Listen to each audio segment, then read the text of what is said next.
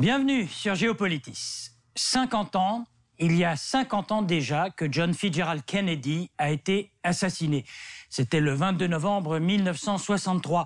Un demi-siècle plus tard, on n'est toujours pas sûr à 100% de savoir qui a tué le 35e président des États-Unis. Pour autant, 50 ans plus tard, le fait est là, il n'y a rien de nouveau, aucun élément, aucune preuve tendant à démontrer qu'il y aurait eu complot à Dallas. Mais il reste le mystère Kennedy et surtout, il reste le mythe Kennedy. On estime à plus de 3000 le nombre de livres, ouvrages et publications publiés sur la mort de Kennedy. Et puis, il y a les films, dont le tout dernier, Parkland, du réalisateur Peter Landesman, qui revient sur tout ce qui s'est passé dans cet hôpital Parkland de Dallas, entre le moment où le président mourant y est acheminé et le départ du cercueil de John Kennedy vers Air Force One pour le retour à Washington. Oui, tout a été dit sur ce qui s'est passé ce 22 novembre, et rien de tout ce qui a été dit n'éclaire les mystères de Dallas. Géopolitis se penche sur ce que l'Amérique semble adorer, le mélange du mystère et du mythe. On reprend les faits. Ce matin du 22 novembre, un homme se poste sur un petit muret d'où il surplombe Elm Street, là où va passer le cortège présidentiel. Son nom, Abraham Zapruder. Il est tailleur de métier.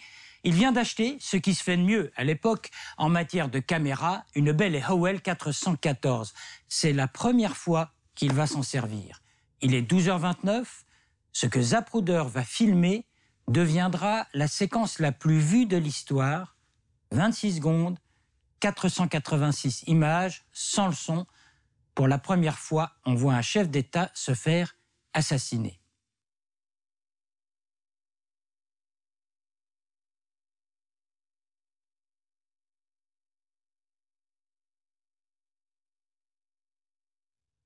Zapruder n'aura donc pas arrêté de filmer en dépit des coups de feu et de la panique. Et c'est le magazine Life qui va acheter le film pour 150 000 $. Cela dit, pour historique qu'il soit, le film d'Abraham Zapruder n'apporte pas de démonstration, encore moins de preuves sur l'assassinat lui-même. Y avait-il un autre tireur que Lee Harvey Oswald? Le président est-il mort d'une balle qui lui a été tirée dans la tête de face ou de dos? 50 ans plus tard, ce sont toujours les mêmes questions qui se posent. Ce qui est vrai, c'est que, en ce jour du 22 novembre, en décédant dans de telles circonstances, John Kennedy est devenu un personnage pour l'histoire. Et c'est après sa mort, certainement pas avant, qu'on a décrété que tout ce que le président avait fait et dit méritait d'être inscrit dans les livres d'histoire. Un exemple, cette fameuse adresse au peuple américain que le président tout nouvellement élu lançait le jour même de sa prestation de serment.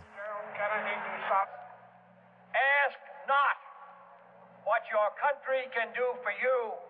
Ask what you can do for your country. Traduction, ne demandez pas ce que votre pays peut faire pour vous, demandez ce que vous pouvez faire pour votre pays. Autre phrase pour l'histoire, ce que devait dire Jackie Kennedy peu de temps après l'assassinat du président. Je veux que le pays sache ce qu'ils ont fait à mon mari. Une phrase qui, semble-t-il, a été prononcée dans l'avion présidentiel Air Force One, dans lequel Lyndon Johnson allait prêter serment sur la Bible. En ce soir du 22 novembre 1963, le mystère Kennedy débutait, le mythe Kennedy aussi.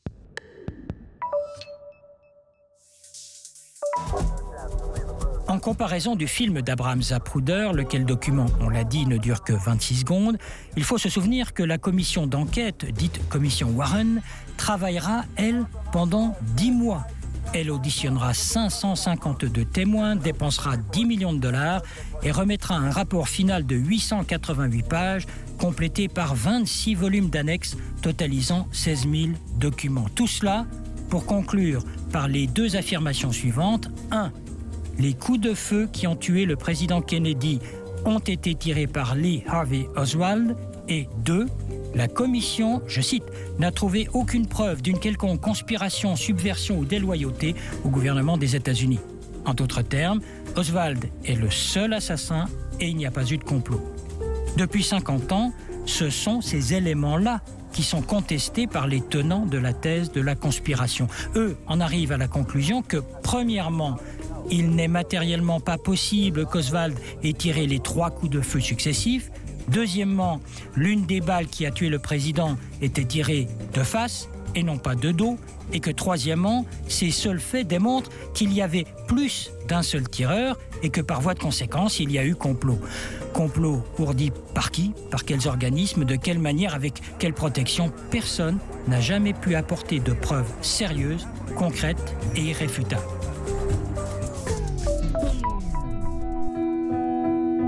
Il est un fait qu'elle est dramatiquement fournie, la chronique des malheurs et des morts violentes au sein du clan Kennedy.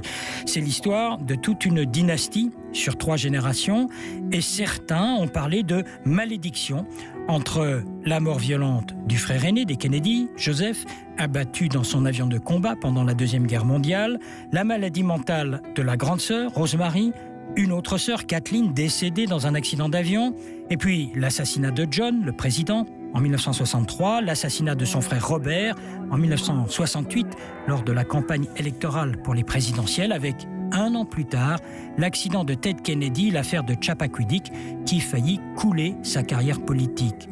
La mort de Jackie Kennedy Onassis donna lieu à des funérailles nationales. Et l'émotion fut très vive en 1999 lorsque John Kennedy Jr., le fils du président, disparut tragiquement avec son épouse à la suite, encore une fois, d'un accident d'avion au large du domaine familial de Hyannisport.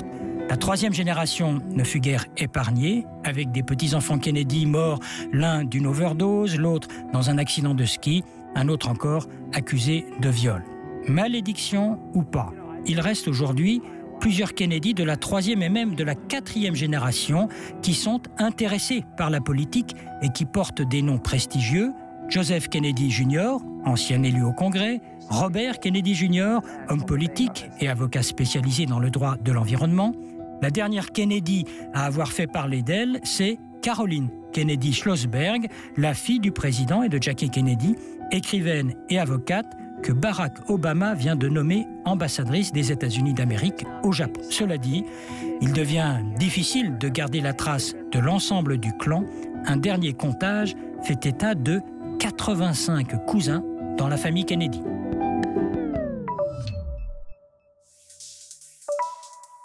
L'invité de Géopolitis, Boris Wejdowski, qui est maître d'enseignement et de recherche de culture et littérature américaine à l'Université de Lausanne. Alors, il y a le mythe, il y a le mystère, les Américains aiment l'un et l'autre.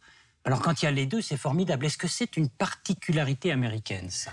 C'est une valeur fondatrice de la culture américaine, cette alliance du mystère et du mythe, cette alliance du mystérieux et des choses à découvrir qui sont à l'intérieur de la politique américaine. On en retrouve des exemples dès le XVIIe siècle et puis à travers toute l'histoire des États-Unis. C'est presque dans l'ADN américain ? C'est dans l'ADN de la culture américaine, un ADN qui recherche le pur, qui recherche la vérité absolue. Et à partir de là, il y a toujours une part de mystère, puisque le pur, comme on le sait, n'existe pas. Et alors, à force de le rechercher, eh bien, on se confronte toujours à du caché, à de l'obscur, à du mystérieux, à des forces occultes qui travaillent de l'intérieur la culture américaine. Alors, si on prend l'exemple Kennedy, vous dites on cherche le pur, on cherche la vérité, mais en fait, on semble se contenter de l'incertitude, comme si on en avait besoin. C'est curieux comme attitude. On ne peut pas avoir de sécurité absolue dans le cas de Kennedy ou dans un autre cas.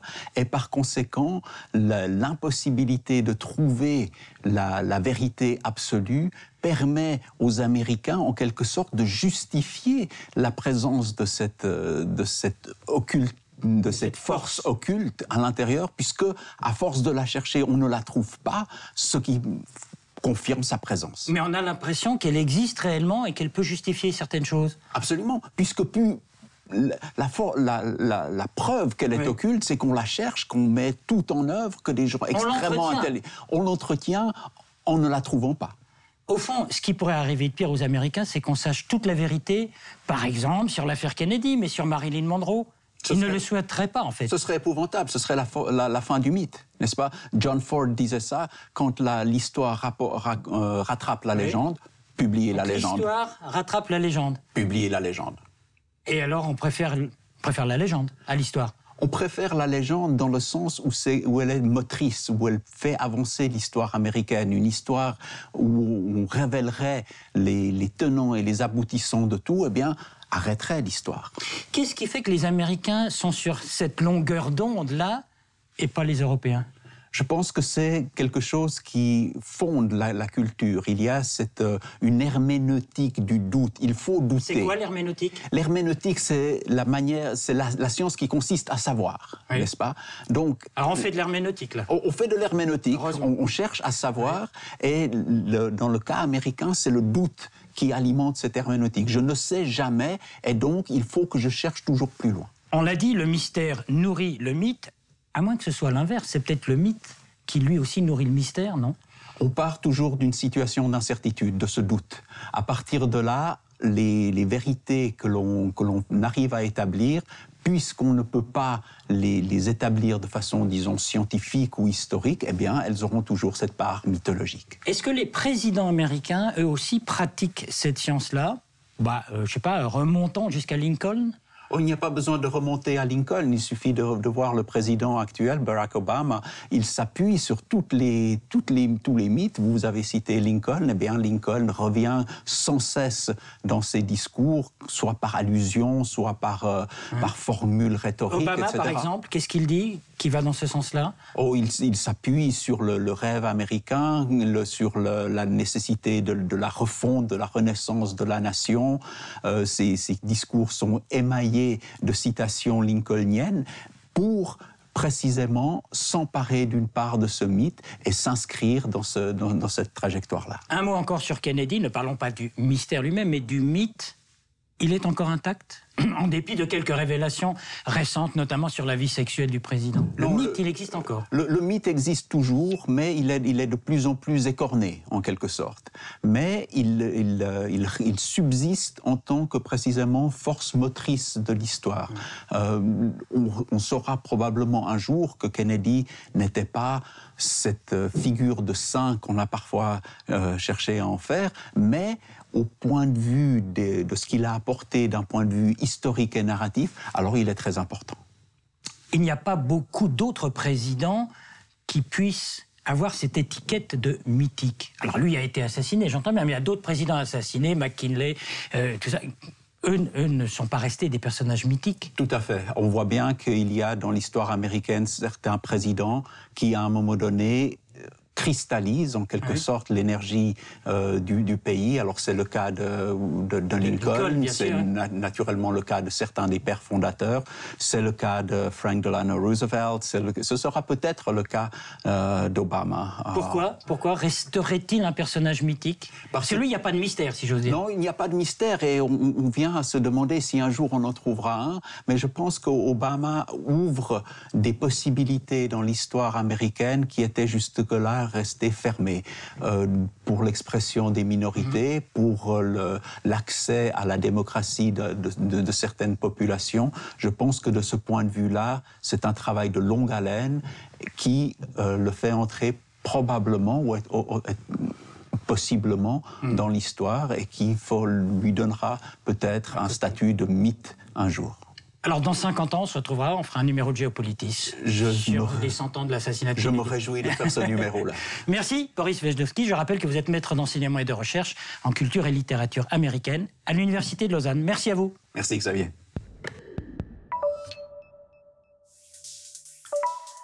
Dans 50 ans, on voudra sans doute marquer les 100 ans de l'assassinat de John Kennedy. Et il y a fort à parier que, en l'an 2063, on n'en saura guère plus sur ces événements tragiques de Dallas. On ne voit pas très bien quel type de documents jusqu'ici secrets, quel genre de confession jusqu'ici cachée ou quel moyen de preuve jusqu'ici dissimulé viendrait éclairer d'un jour nouveau cette journée du 22 novembre. Il y a toujours cette possibilité que quelques documents tellement secrets qu'on les aurait oubliés, pourraient être déclassifiés, comme on dit, certains entrant dans la catégorie des archives à ne pas consulter pendant 70 ans. Pour autant, d'ici là, rien n'empêchera toutes sortes d'articles, de livres ou de films ou de feuilletons télé de relancer la polémique. Ce seront là autant d'ingrédients de nature à alimenter le mythe et le mystère Kennedy. Au fond, c'est mieux ainsi. Un mystère qui se dissiperait, ce serait, par voie de conséquence, un mythe qui s'effondrerait. L'histoire du monde ne s'est-elle pas, elle aussi, à l'image de l'histoire de l'Amérique, complaisamment nourrie de ce mélange durable fait de mystères et de mythes? Et sur la page web de Géopolitis, préparée par David Nicole, vous pouvez réagir à cette émission et la commenter. À votre disposition, tout un ensemble d'extraits vidéo, de sites internet, d'infographies et d'archives. Comme toujours, la possibilité de podcaster cette émission de la RTS. Et vous êtes toujours les bienvenus sur Géopolitis.